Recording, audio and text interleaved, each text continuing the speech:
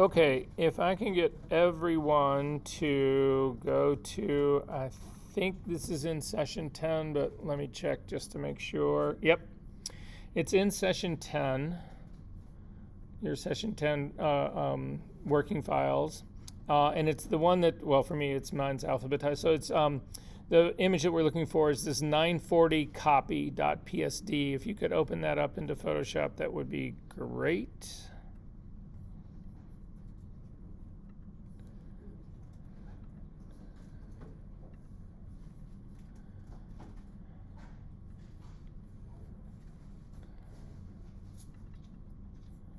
And when I open mine up, I just have this big blue sky, or this big hunk of blue. So the way this whole thing started out, I was doing, I hadn't really explored doing models as a background very much. And so this is sort of an early experiment of that. But it'll get us to a place, it's not so much about the model building as much as it's about doing complex shadows and understanding what complex shadows really are. So that's kind of the conversation that I want to have right now. So if I'm going to pause the video recording right now because you're not going to hear this part about what a complex shadow really, you're not going to see it. So let me just pause this for 1 second. So to do that, to create a complex shadow is what this whole exercise is about. So to take a look at what we have in our scene right here, do you guys have something that looks just like this, or are you seeing other elements of it? I just want to go through what's on it. If you don't have this, just simply hold down your Option key and click on the eyeball on the very bottom layer, and you will have this. So this is actually a real picture of the sky. However, I've changed the color of this sky. There's a woman who used to shoot for Harper's Bazaar named Camilla Arkins, something like that.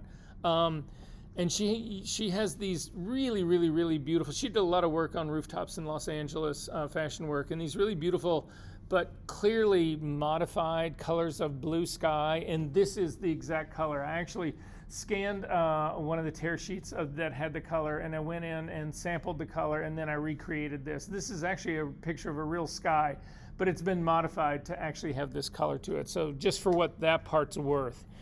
I want you to skip the second layer that's a gradient. I'll explain what that is doing in just a second, but I want you to go to the next one up, the one that's got the red X on the mask. If you click on that to turn this on, this is the model that I built. So it is a model that's about the size of, it's about half the size of this computer screen. So it's about this tall, it's about this wide, and it was just made out of foam core. I cut foam core. If you actually zoom in really close, you can see the cut foam core edge on this.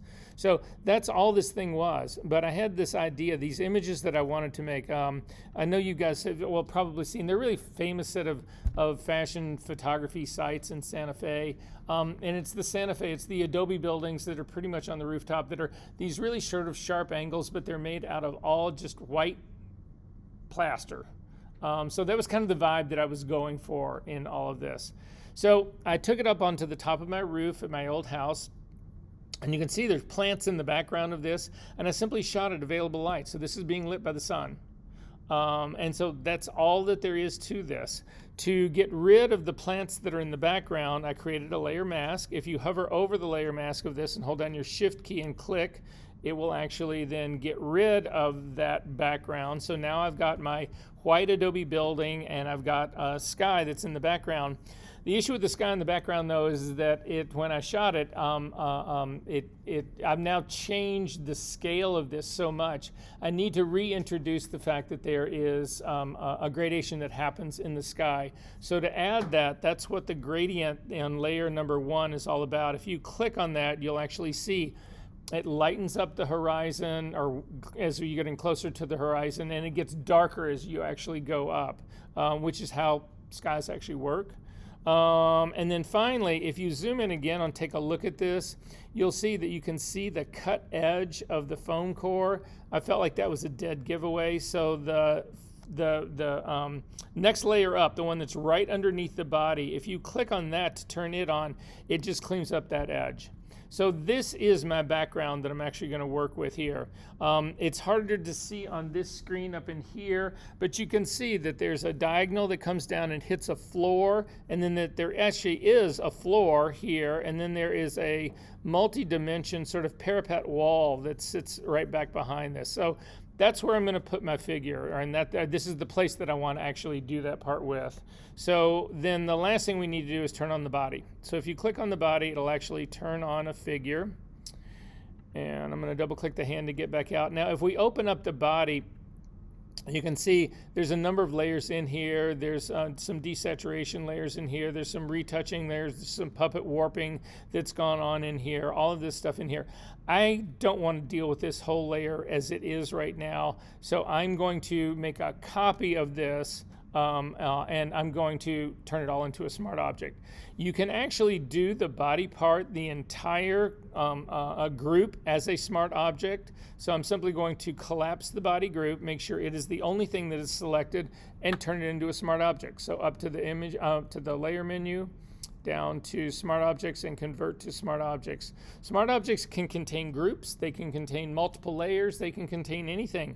But you'll now see, if you hold down your option key and click on the eyeball of this new body single layer, you can see that it puts all of that into effect. So it's as if this has been knocked out. It's as if I've actually removed the layer mask, and applied it, which would be a destructive move and all that. But all of that is still intact. If you double click on this smart object, it'll open up into its own image, and you can see the entire group is sitting inside this same image here. So I've got all the retouching, all of that stuff still exists in here.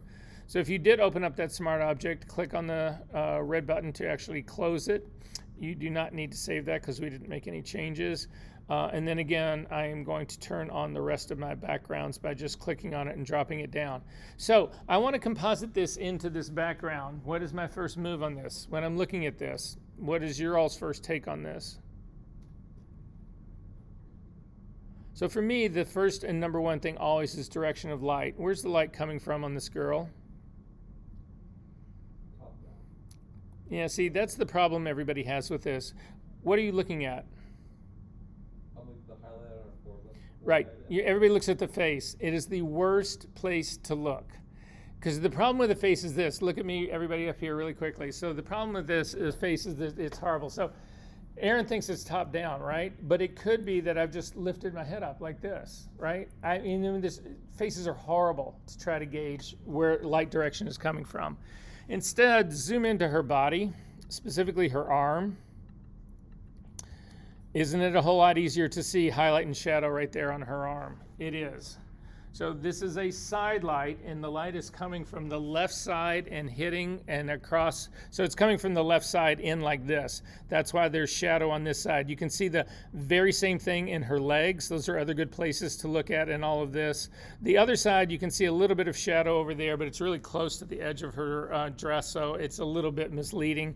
But that's the easiest place that you can tell what's going on. So my light is coming from the left side across to the right. What about my background light? Where's the lighting from that coming from? There's a key. There's a hint.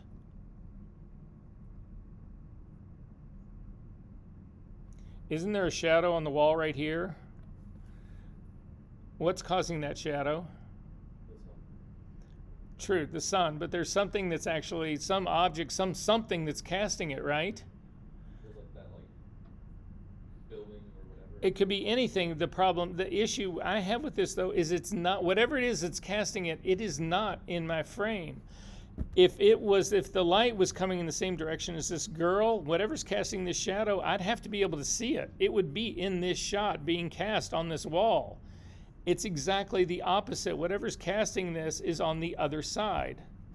So the light on the background is coming from the right side towards the left. These two are the exact opposite of one another. Does that make sense? Can you guys see this? So I have to do one of two things. I either need to flip the girl or I need to flip the background. I'm going to flip the girl. So to do that, make sure that the body image at the very top is selected. Come up to the edit menu, down to free transform, down to transform, down to flip horizontal. So again, look at my screen to see where I'm at. Edit menu, transform, flip horizontal. She is now going in the correct direction. So the lighting on my background is actually matching the lighting on the girl.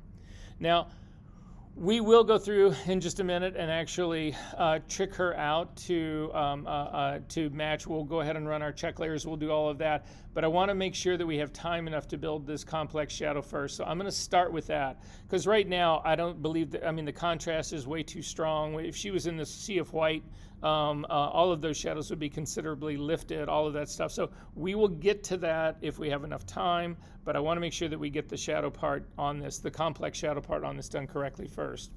So if you can see where she's at right now, she's actually sitting standing on the floor.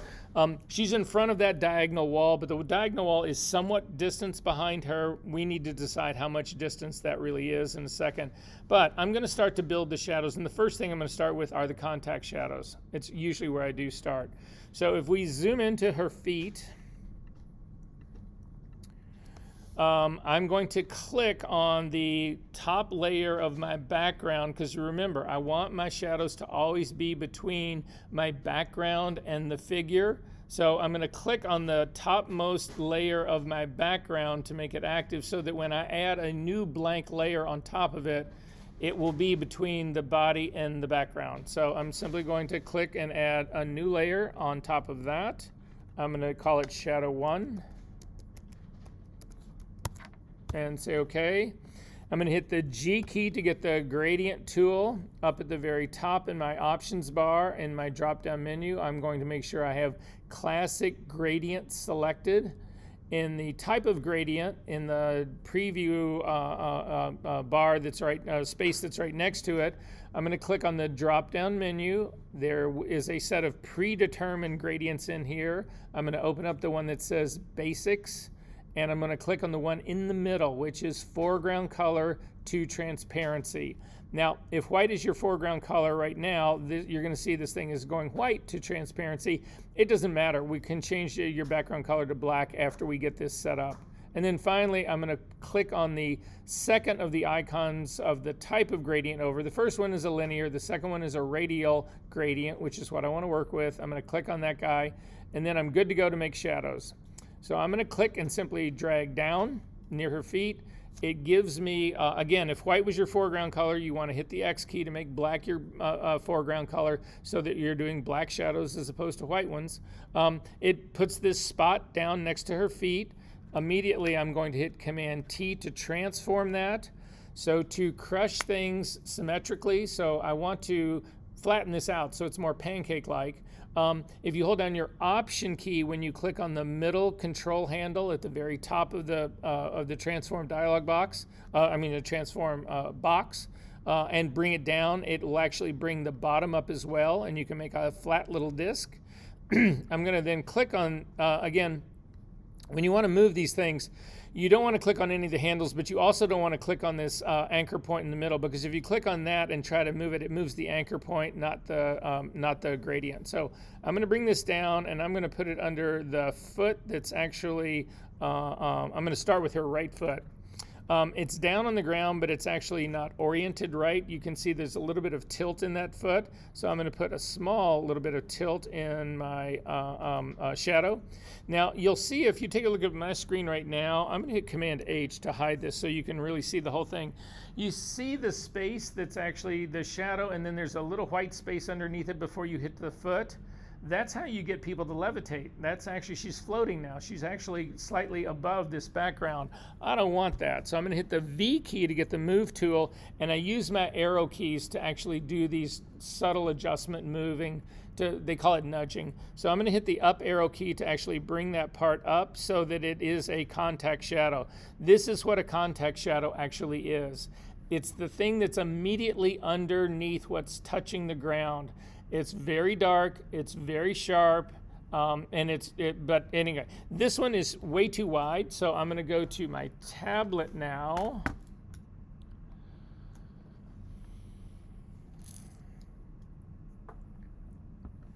I'm going to hit the E key to get to the eraser tool. In the eraser tool, This does not look like this has picked my eraser tool. Oh, I haven't committed the transform yet. So Command H will bring back my transform. So this is in the right position for me. So I'm going to go ahead and click on the check mark to accept the transform and then hit the E key. In the E key for your eraser tool, typically you want this to be a medium, like a 50% hardness brush. You do want it to be a brush. 100% opacity, and then I'm going to crank my flow pretty far down. I'm going to bring my flow down to like around 10%. You guys should be familiar enough with flow now to know that if you do something and it's happening too fast on you, just continue to drop it down lower. If it continues to happen too fast on you, once you get down to a flow of 1%, start to lower your opacity. You want to get this thing so that you feel like you have a sense of control over it and it's not just taking off on you. I'm going to come over on the side of her foot now, and I'm simply going to erase this whole shadow that's on this side, and I'm going to do the same thing on the other side. Those do not belong there. There's nothing that would create those guys. So I'm looking at this now and I'm feeling like that the line underneath this is still too soft. There's no reason that you cannot continue to transform this. So I'm going to hit Command T again to transform it, and I'm going to crush this even more to try and get rid of some of that softer edge. So I'm going to hold down my Option key, pull this down to actually tighten that up a little bit. Command H to temporarily hide those guys, and that feels a little bit better to me. So I like the way this one's going. So then I need to actually make one for the next foot. So again, I'm going to add another blank layer above this, rename it Shadow 2. G key to get the gradient tool, click and drag down, Command T to bring up the transform dialog box, hold down the Option key to crush this. Click on this to bring this under her other toe here like this. Now in this case, her foot is actually tipped up in the back. So we would see some of the shadow on the left hand, on the right hand side. Not on the left hand side, but on the right hand side. We actually would have something. We might have a little bit more on the left hand side because again, the lighting is coming from the right side to the left. So I'm going to get rid of some of the shadow on the side over here, but not all of it. So I'm going to go ahead and hit the check mark to say okay to that. Hit the E key to get the eraser, and I'm going to drop this part back off like this. I'm actually going to go ahead and kill it all the way back. I like the way that part is actually working in here. Then the question you have to ask yourself, if you take a look at my screen right here, I've got this white space that's right in between the two right in here.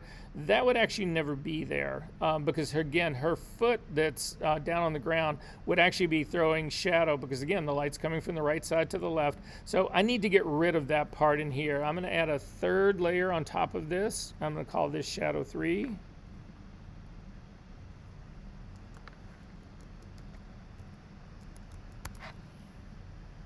And then just with a B key, a regular brush, the B key to get a regular brush.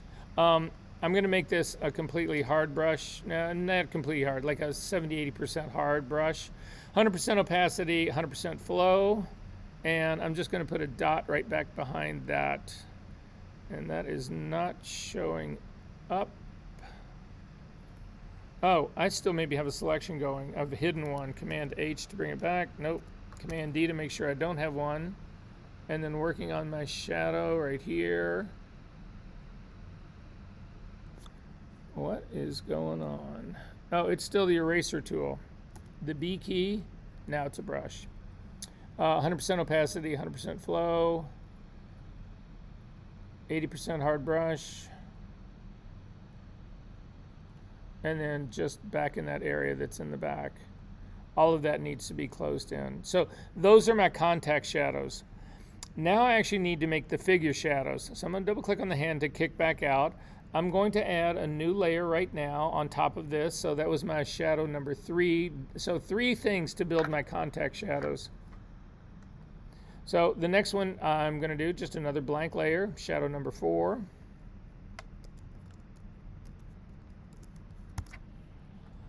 And then I'm going to hover over the body that's up at the very top. I'm going to hover over the thumbnail of that and command click to load this as a selection. So I'm loading the actual body as a selection. I'm going to come back down into shadow number 4 right now, and I'm going to fill this with black. So again, black is my foreground color. Option delete will fill it with black. Command D to deselect. If you turn off your body now, you should have this. Anybody not have this? Could you fill it again? Sure. I'm gonna. Do you get it? Yeah. Just turn off the eyeball for the body, and you should see a black shadow underneath it.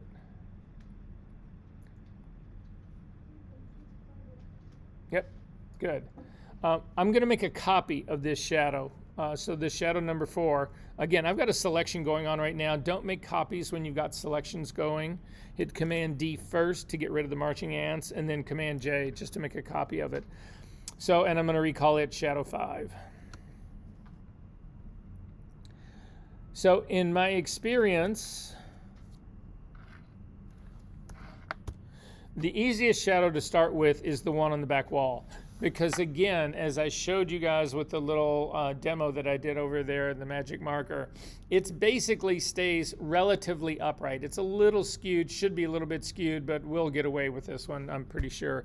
So to do that, I'm gonna hit the V key to move this. So I'm clicking on my shadow number 5, and I'm simply gonna come over here and pull this out, and then I'm going to lay it on the background wall. And what I'm trying to do is imagine the light that is actually coming from the sun, hitting her, and where the shadow would fall on the back wall. Now, because the sun is up high, the shadow on the wall will be lower. If the sun was, let's say it wasn't the sun at all, let's say it was an artificial light that was on the ground shooting up at her, then the shadow would actually be up above her. So the direction of the shadow is in direct relationship to where you feel like the light is actually coming down. So in my case, I'm gonna put it back on this wall about like this, something like roughly like that. And again, I'm just feeling this part that, yeah, okay, yeah, that seems good to me. So I'm going to keep this where it is right here. Now, we need to keep this off the foreground because, again, the floor, it's a compound shadow. The shadow on the floor is completely different than the one that's on this back wall. So if you scroll down in your channels palette, I've already made these selections for you. You can see that there is a channel called back wall. If you hover over that thumbnail, hold down your command key and click, you will load that as a selection, and then come back over to your shadow number 5 and add it as a layer mask. And you can see what it does is it removes the shadow from the floor and it only leaves it on the background wall. Now at this stage of the game, if you feel like, well, I could really fine tune this. I don't really like this the way it is. All you need to do is break the chain link between the layer masks and the pixel of shadow number 5. So I've clicked on that chain link to break it. The borders right now are around, the white border is right around the mask. So if I use the move tool right now, I will move the mask, and that's not what I want to do. I want to move the figure. So click on the figure to put the white border around it, and then hit the V key, and you can move this, and you can see, you can change it all up. My suggestion to you would be if you've got anything below her knee showing, you want to get rid of that. It's going to be less of a challenge to connect to her thighs without the knees, but you'll see why in just a second. But it was where I was to begin with. I mean, so I'm not really changing anything. I'm just saying if that's where the point that you reach, this will actually begin to work for us now. So that's actually working for me right now. So I have the contact shadows. I've got the one that's on the back wall. It's not what I'm going to stay with, but it's close enough. And then the last thing I'm going to do is work with the shadow number 4. It's going to be the shadow that actually connects the figure to the shadow that's on the back wall. So to do that, come down and click on shadow number 4 to make it active. Command T to actually do a transform. Now in this case, I want to anchor the shadow of her feet at her feet, because right now, if I use my, because I'm gonna rotate this to the side. If I do the rotating like this, you can see it's rotating around the anchor point. And yeah, could I rotate it like this and then grab it and move it down and then continue to rotate? I can do all of that, but the simpler way to do it is simply to anchor it at her feet first. So I'm gonna hit Command Z to undo that. Actually, I'm gonna just hit the circle with the slash through it to undo that. At this stage of the game, though, you wanna go to your pasteboard as well, because where we're working with right now, when we do these rotations, all of the control handles that we care about, that we're going to work with, whatever, are going to be absolutely outside of the frame of my image. And so if I'm not on the pasteboard, I can't get to those handles. So hit the F key once to go to the pasteboard. And now we're going to do a transform on shadow number 4. Command T to bring up the transform dialog box. Grab the anchor point from right at her crotch and bring it down so that it goes to the anchor point that's in the center of the transform dialog box down at the very bottom. And then we can actually rotate this now, and you can see it's coming across in the way it actually should come across. So it doesn't mean that I'm not going to need to do some more work on it. I am definitely going to need to do that, but at least this gets me started and I don't have to move so much so often. So I'm going to zoom into the feet, and I want to sort of check out and want to see what I think about the feet part in here. And I kind of like what's going on in part of this, but the one thing that I know is going to happen in this is that I've got to transform this shadow. Again, if you took a look at when I was doing the demo using the magic marker, the shadow is actually, that's on the floor, is nowhere near as distinct as the upright shadow that's on the wall. So we need to transform this shadow considerably. So I'm going to start by crushing it from the sides. So I'm going to hover over this side control handle right now. I'm going to hold down my Option key so that I bring them both sides together, and I'm going to simply crush this. I'm going to start to pull it in pretty tight here. I'm also going to extend it out. I'm going to drag it longer because right now a bunch of her body is what's intersecting with the legs down here, and I don't want that part. So I'm actually going to drag it out just a little bit longer, and I'm going to continue to crush this. I'm going to bring it tighter in together. So again, Option key, pull this in. So at this stage of the game, one of the things that I'm struggling with is that I need to be able to see how this is going to actually line up with this figure, with the shadow that's on the background. And I can't right now. I've got all of this black that is like crashing into each other. So I am not temporarily, I'm going to stop this transform. I'm going to go out of this. So I'm going to click on the circle with the slash through it to get rid of the transform. And instead, before I do the transform, I'm going to put the layer mask on this so that I can actually see how things are truly lining up.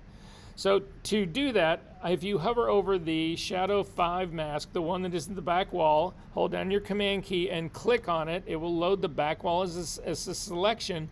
But now I want to mask the back wall off.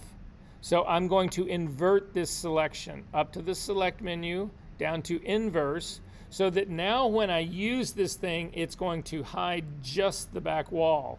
And then I'm going to come back down to my shadow number 4 and click on Add Layer Mask. And you can see it's just the opposite of what we had going here. So if you can't remember that part of it, I'm going to throw away this layer mask. There's another way that you can do this. You could simply load the selection of shadow number 5, Command click, loads it as a selection, add this as a layer mask on shadow number 4, but now they're exactly the same, they're identical, so they would be hiding everything except the back wall, but then invert the layer mask on the bottom layer right here. So again, it will hide the back wall, but it will show the floor. I'm also going to break the chain link between these two so that when I transform the figure, the layer mask does not get transformed as well. Then I'm going to click on the figure, the shadow 4 number, the pixel content, Command T to bring up the transform dialog box. Click on the anchor point and drag it down to the bottom center anchor point of my transform part, and then hover on the outside of it to get the rotate tool. And you can see now, as I'm rotating down now, I've got some idea of how this is going to line up on the background, which is what I'm looking for. It just makes, it's going to save time in the end of all of this. So I am going to do exactly what I was doing before. I'm going to hold down the Option key and click on the center control handle line to compress this. And then I can let go of that one, and I'm trying to get these just roughly to line up. We will finesse these in just a little bit, but I'm just getting them to try to roughly line up. I've got another control handle on the top. I'm going to grab it, but I'm not going to hold down the Option key so that I'm only bringing in this right-hand side. You'll see it crushes it in a little bit more.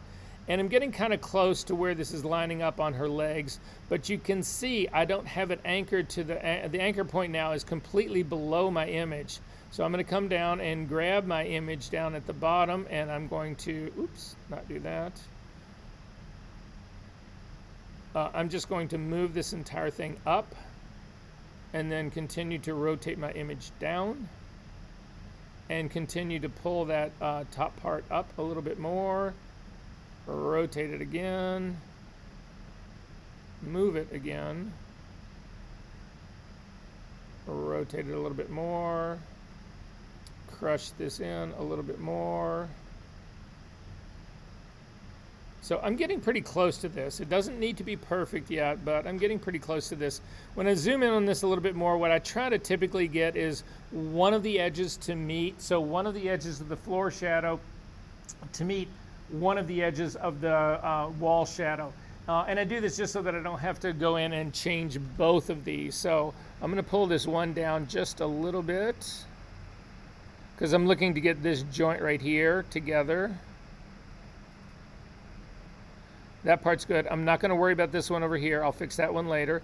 And then I'm going to do the other one, the top one up in here, to get either this point together or the outside point together.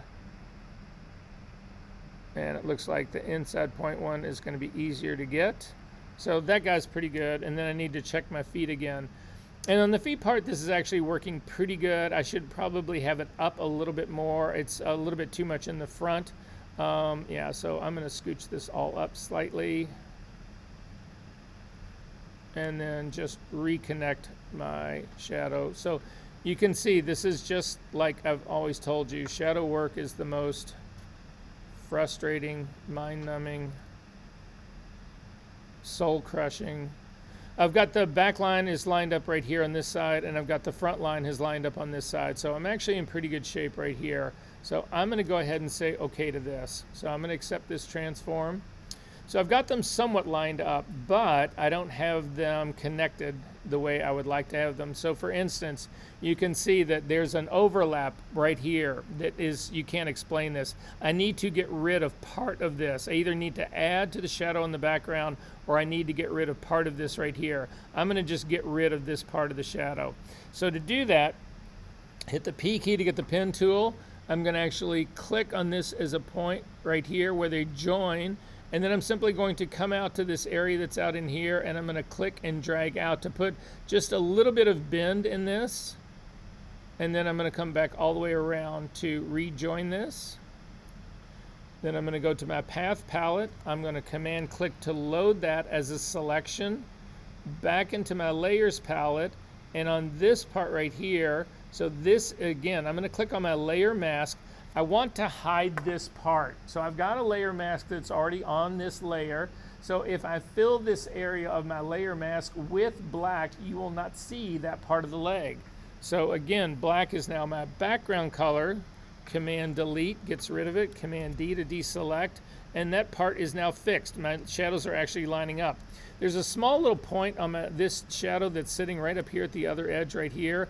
I don't want that on there, so I'm going to hit the B key to get a brush. I'm going to make sure it is a completely hard brush. Normal blending mode, 100% opacity, 100% flow. Again, hit the X key to make black my background color, and I'm simply going to tap once. And it just cleans up that. You'll notice that there is a line between these two. There's a reason for that, and it is actually because we had a selection that we used to mask the background wall. Then we inverted that selection to mask mask the background wall out and show the floor. This little line that exists in between these two is a consequence of the width of that marching ant line when we made those selections. We will fix that later. I'm going to scooch over to the other side right now, and I'm going to do the same thing. On the one side, my shadow is actually connected, but on the other side, it's not. So I'm going to hit the pen tool again, P key. I'm going to click on the top line up here, and then I'm just going to come down, and I'm just trying to put some shape into this. It doesn't take much, and then I'm going to just work my way around this and get back to the starting point. go to my path palette, Command click to load this as a selection, and now on my shadow mask, not on the mask part, but on the shadow pixel part altogether, I need this area to be black. It needs to be a part of the shadow. So I'm not working on the layer mask of this. I'm working actually on the pixel content of this. I've got it selected. You can see my little white borders are going around it, and I'm going to fill this with black because it's going to be part of that shadow. Black is my foreground color, so Option Delete, Command D to deselect. So now I've got my shadows are actually lining up against this. If I go back and examine the feet again really quickly to make sure, I've got a little bit of shadow of the foot that's coming forward on this. If I turn off my highlight, off my shadow, you can actually see where it is. It's this part right in the front. I need to get rid of that part. So I'm just going to grab, click on the pixel part. I'm going to hit the E key to get my eraser tool, and I'm going to get rid of this part right here because that part does not belong there. So again, my contact shadows are fine, but that's where I'm going to go with this. So this part's actually working pretty well. So I've got the connection of her feet to the background wall. I need to make this all one single unit. I want one single shadow because I've got work that I've got to do on the shadow itself. So to do that, I'm going to hover over the eyeball for either one. So either the wall shadow or the floor. Hold down the Option key and click once. It turns everybody else off. Then select the other one. So in this case, I clicked on the floor shadow, turned everybody else off. So again, hold down the Option key, click on the eyeball, it turns everybody else off. Then I'm just turning on the eyeball of the one that's actually above it. So this is now my compound shadow. I'm going to select the one that is above it, and I'm going to then merge my, I'm going to do a command, so a command, Option, Shift, and the letter E to do a merge stamp version of everything that is visible. The only things that I have visible are these two shadow layers. I do not have my contact shadows on here. I don't want to make them a part of this. So with it like this, hold down Command, Option, Shift, and the letter E. It makes a compound shadow combined. I'm going to double click on it and call it compound shadow.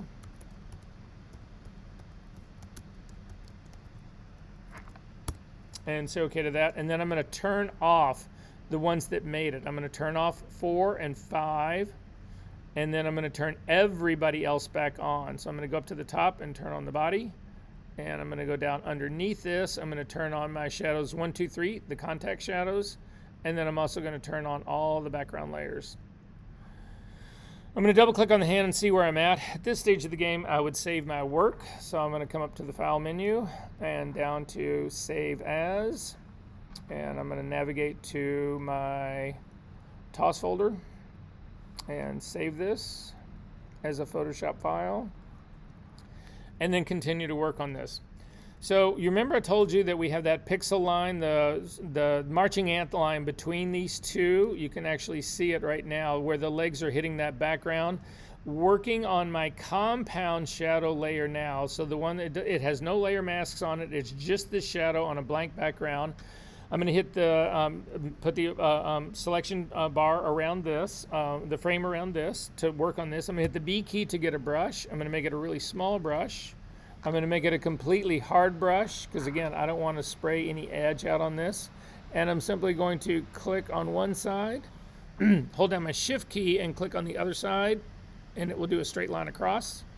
Click again on the left-hand corner on this one, hold down the Shift key, click on the other side, and it'll drag a line across. It missed a little part of this top one, so I'm just going to fill that in. I also don't like this little bit of clip that's right here. It looks a little bit too hard. It's not as rounded off as the other one. So I'd like to soften that up just a little bit.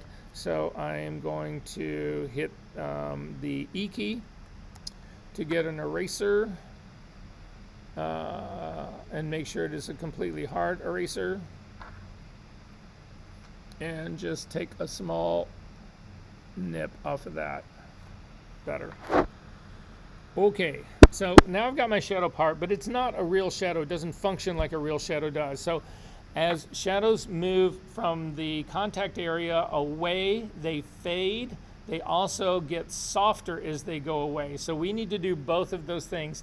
I need a fade and I need a softness on both of these. So to do that, we are going to turn this compound shadow first into a smart object. So up to the layer menu, down to smart objects and convert to smart object. And once we do that, I'm going to do the blur on this. So I'm going to zoom in here to the background. And what I'm looking at, I'm trying to reference the shadow that's actually the real one that exists on the wall right here. And you can see it's a relatively sharp edge. So I don't want to hit this. It's not too much softness that's on this background, but what we have is too sharp right now. So the shadows that, the blur method that I prefer to use on this is not a Gaussian blur. I prefer to use a motion blur on this. For me, it looks more like real shadows. So that's what I'm going to do on this. But the fact that this is a smart object means that if you get the blur wrong or you decide a month from now you want to change it, you can. It's non-destructive. You just go in and you put a different blur on or a different amount. It'll be fine. So anyway, I'm going to come up to the filter menu. So again, I'm working on my compound shadow layer. Up to the filter menu, down to blur, down to motion blur. And typically in my motion blur, I like it to go across what I consider to be the shadow. So that's what this little wheel does right here. If you look at the shadow dialog box, this little wheel, if you take it from like a 9 o'clock to a 3 o'clock, you will see that the blurs on the edges, it doesn't really hit so much on the top. Or you look at the top of her shoulder, you'll see it doesn't really hit so much on the top of that shoulder. If you feel like you want a little bit more on the top of the shoulder to sort of balance everything out, you can actually tip the wheel a little bit in the opposite direction, and it'll give a little bit of softness around there. Now, I've got a distance of 23 on mine. I think that's too strong, so I'm going to drop my distance down. That's the amount of blur that you're actually putting on this. So I'm down to around a 15, and this seems to strike me, this edge looks very close to this edge that's actually over here. So it's just knocking a little bit of this off. I feel pretty good about that. So I'm going to go ahead and say okay to this. So this is where my the blur part of this starts. But the issue that I've got is that it also blurred the floor that's going back to her. So if you take a look down at the floor, this has also been blurred. And as the shadow gets closer to the thing that's actually casting it, the sharper it should actually be. So I'm going to actually leverage that by having, I've got a mask on my smart filter. So I'm going to use this mask to actually sharpen up the foreground and still leave the background soft. Although right now mine's actually looking pretty sharp that way, and I think that's due to the motion blur being across the body like this. So, but if that's not the case, I'm going to show you guys how to do this anyway. So to do that, make sure that you select the Smart Filter Mask. So what happens with the Smart Filter Mask, if you just select it and invert it right now, you'll see it removes the blur. This thing is not controlling anything but the Smart Filter effect. The Smart Filter is the blur, so again, I'm going to hit Command-I to bring it back again. But to get this to fade from the foreground where there shouldn't be any blurring to the background where it should be at its max, I'm going to use a gradient. So hit the G key to get the gradient tool. Make sure it is still classic gradient. In the type of gradient, not the type, but in the drop down, the preview of gradients box, we want to change this from foreground to transparency to foreground to background color. So I'm going from black to white. I'm going to click out of that. You want to then make sure that this is a linear gradient, not a radial gradient. And then working on the Smart Filter Mask, if I'm going from foreground, which is black, to white background, white will allow all of the impact to be felt. Black will actually keep it all off. So I'm going to start here at her feet and simply drag back. I'm not going to go all the way to the back wall and just let go. And you can see it sharpens up the areas. I brought back just a little bit of tone of detail that's actually in the shadow of, so it's the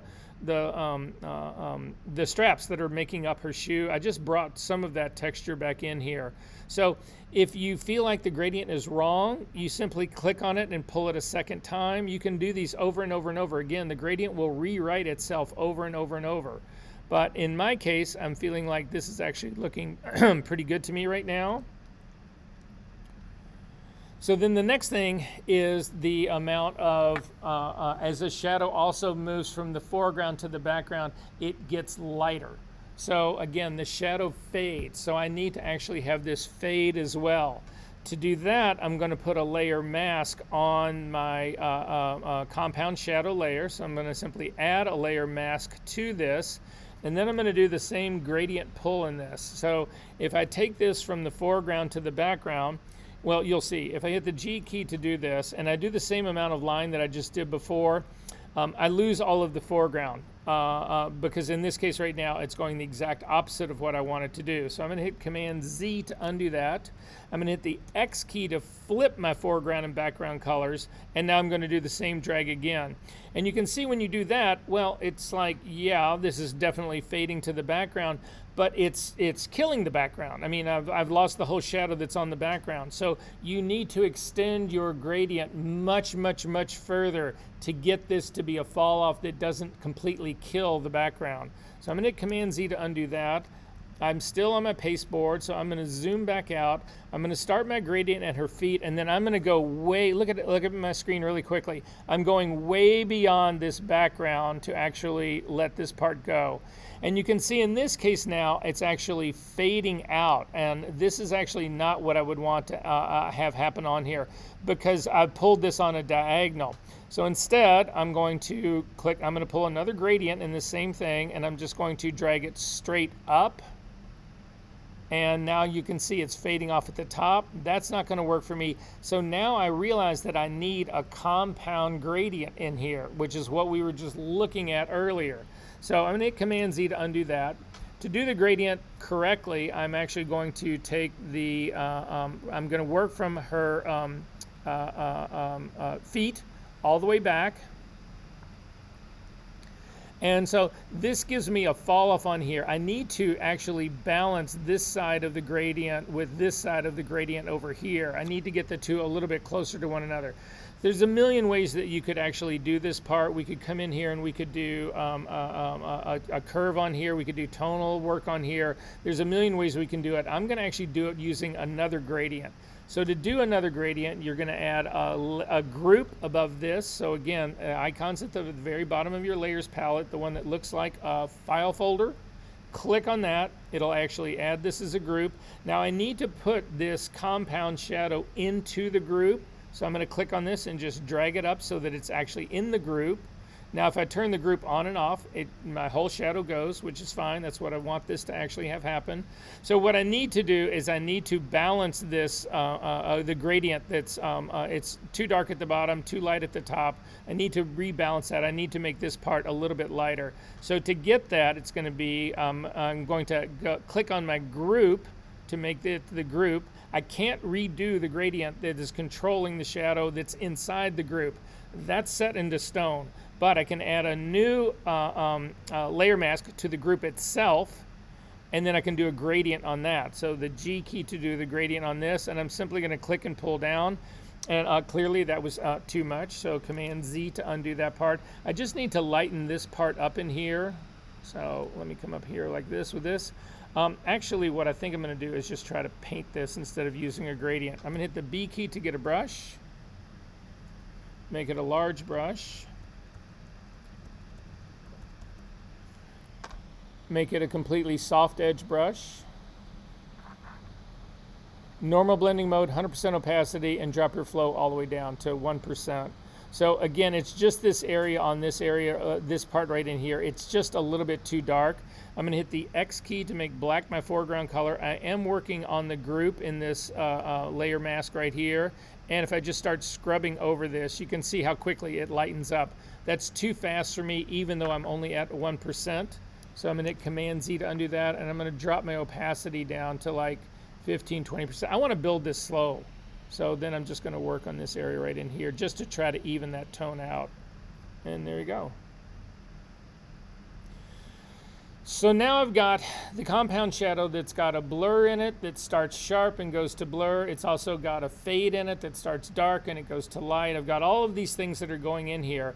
But the problem that I've got with all of this is that it needs to match the real shadow that's out here, and I don't have any of that. So to match the real shadow that's out here, I need to combine all of this into one single thing. So to do that, I'm going to hold down the my eyeball. I'm sorry, the Option key, and I'm going to click on the eyeball for the group. So this is the shadow in and of itself. I've got just the group that's on, and I've also got, yeah, I've also got the motion blur in it, the smart object that's in it. I've got all of that that's in it. I don't know if I can do a merge stamp version of this, but that's what I'm going to try. So Command, Option, Shift key, and the letter E. And that actually makes a copy of this that's got all of that shit that is built into it.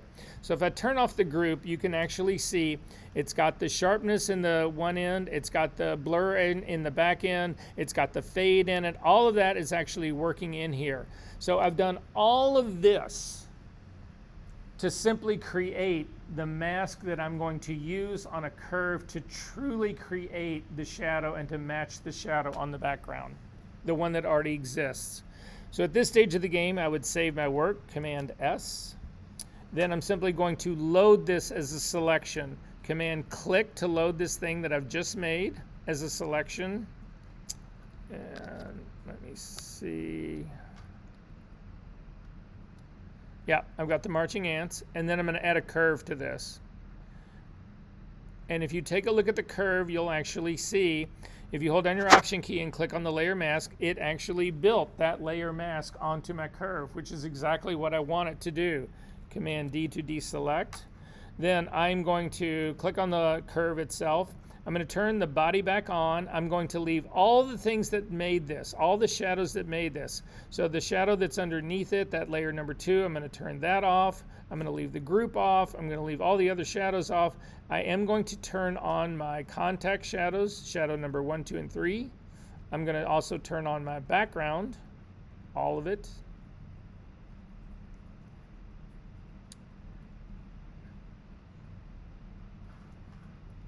And then you'll see that you don't have anything. You can't see anything. And the reason you can't is because I haven't changed the shadow yet.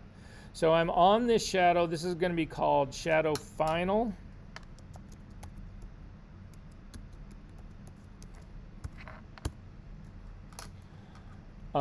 The way a shadow really works, because people try to do this all the time, people will take black and then just drop the opacity so that you can see through it. But that's not the way a true shadow works. The way a true shadow works is that it is a reduction in the amount of energy that's actually hitting. So your body or whatever's causing the shadow is actually subtracting the amount of light that hits it. It's more like an exposure thing. To actually do that the way it functions in real life, you grab your white point slider up at the very top of this curve and start to drag it down. And you'll see it starts to bring in your shadow, but it brings it in a way that's actually real. This is how it really works, as opposed to black that has been made transparent, which is not how it works. Now in this case, I need to actually match this with the real shadow that exists. I want to match not only its tone, but also its color. Shadows usually have color. They're very rarely neutral. So that's basically what I want to try and do on this one. So I'm going to go to my color sampler tool. There's already sample points on this, but I'm going to get rid of them. I'm just going to start this from scratch. So go to the eyedropper tool, down to the color sampler tool, and click on clear all to get rid of all of those points. Typically what you want to do is you want to sample the area that you want to change first, and then the destination, what the values that you want second.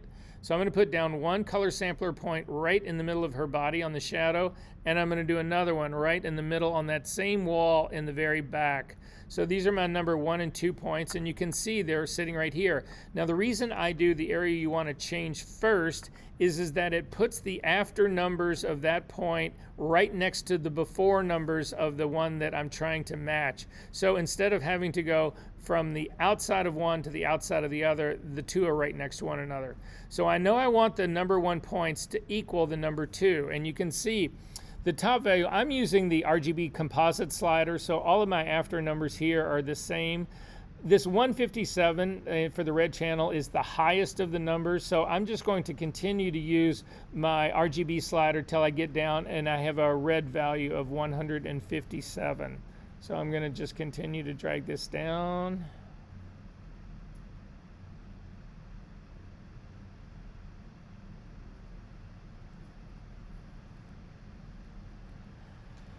And now I need to change. So the reds are the same, but my greens and my blues are not. So that's telling me that there's a little bit of warmth in this shadow that I don't have in mine over here. So I'm going to go to my green channel next. And again, this 157 green needs to be a 152.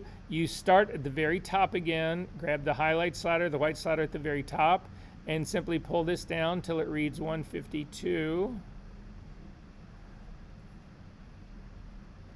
And then finally you do the same thing for the blue. And you pull this down till it reads 148.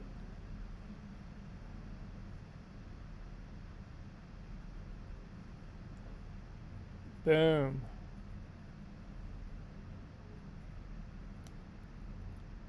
Sick. Works like a dream. So at this stage of the game, save your work. So I kind of like what's happening in my composite right now, but to trick this out and finish this, and we will end on this note today, I need to balance this image with the entire scene that I'm with. So I'm going to run my check layers to balance this stuff. So please do this with me. Over to your actions palette, find your check layer action, click on it and run it. So in my case, when I ran mine, I had the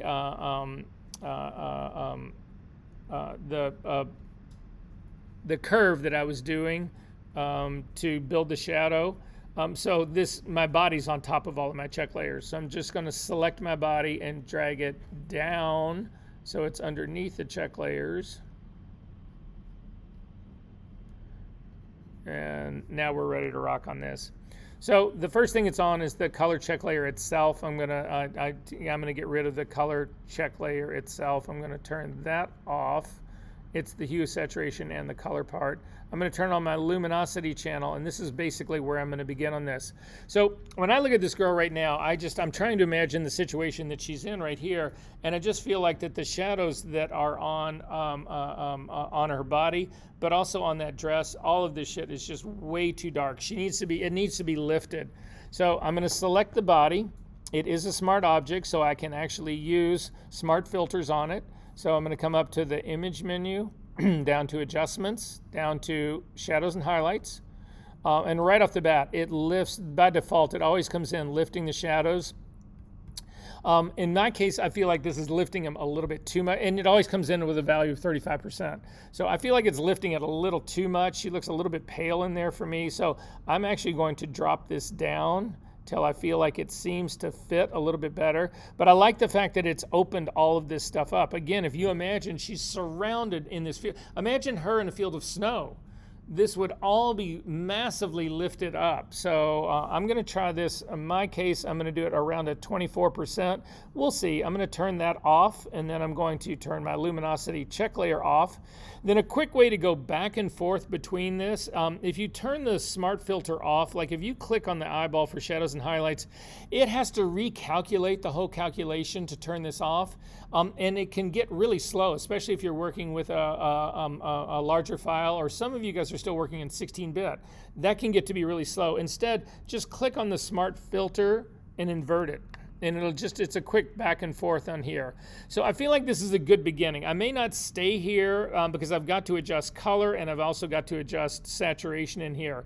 Both of those need to happen in this, but right now this is a pretty good start in here. So my next move is to check my color. Again, typically I do color before I do saturation. So I'm going to turn on my check layer for color. Now this is only putting on the hue saturation part. You need to make sure, in my case, that you've also got the color check layer part turned on. And again, you end up with this like nuclear girl, and that's fine. So I'm going to try to balance the color on this part a little bit better.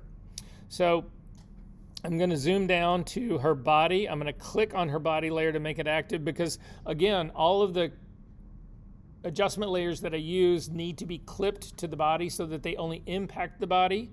So to do that, I'm going to select that. I'm going to then add a color balance layer on top of this. I immediately am going to clip the color balance to the girl. So if you hover between the color balance adjustment layer, hold down, and the girl and the body, hold down the option key. You'll get that little weird square icon with the arrow pointing counterclockwise.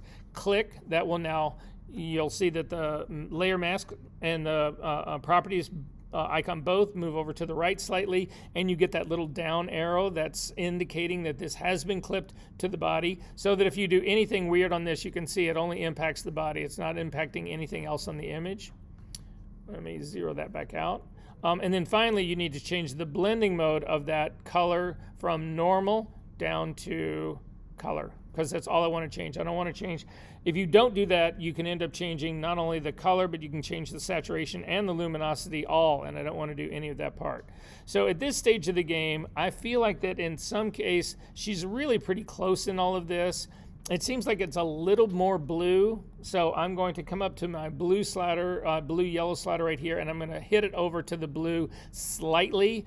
I don't want to hit this too hard. I certainly don't want to put blue into her face. Her face is dominated by red, and I've got some shadow over in here that is also matching this part. I'm more concerned about the dress that she's in. That's what is really bothering me here on this one. So if you want the same value that I've got right now for the time being, I've got a +10 blue. Then I'm going to turn my color check layers off, and I'm going to come back down to the color balance layer that I just did, and I'm going to turn it on and off. And it is subtle, but it is actually pretty good in here. If you, again, turn it off, there's just too much warmth. There's a lot of yellow in this, and that's what we just sucked out. So I feel better about that part. I'm going to zip back out again, and finally do my saturation check.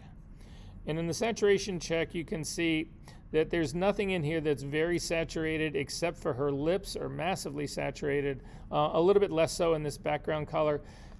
Typically what I find is when I'm doing these matches is that in more cases than not, you want to lose saturation. Rarely do you ever want to bump it up. I'm going to just knock a small amount of saturation off. I can always say, no, I don't like that, it didn't work. But to do that, I'm going to come back and select again my color balance adjustment layer, because I need my new saturation adjustment layer also to be clipped to the body. So I've got to start on top of that.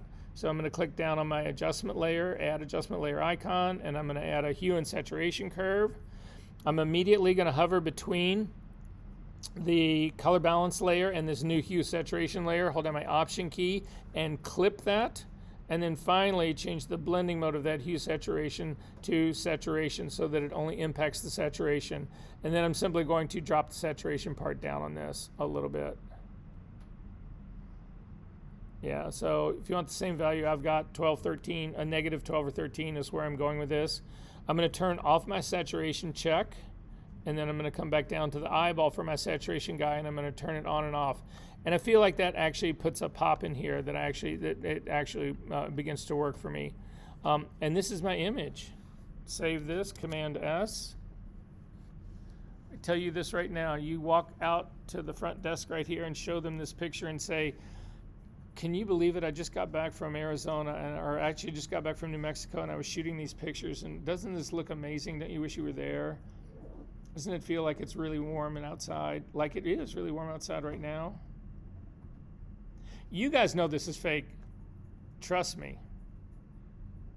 Looks pretty damn good though, don't you think? Yeah. Okay, I'm going to be kind to everybody. It's been a long ass day for everybody. How is everybody doing? I'm going to turn the video off. I'm not going to keep you here forever. I swear I won't do that part. I feel like I've got to, these were all really important things that I felt like I needed to still get across.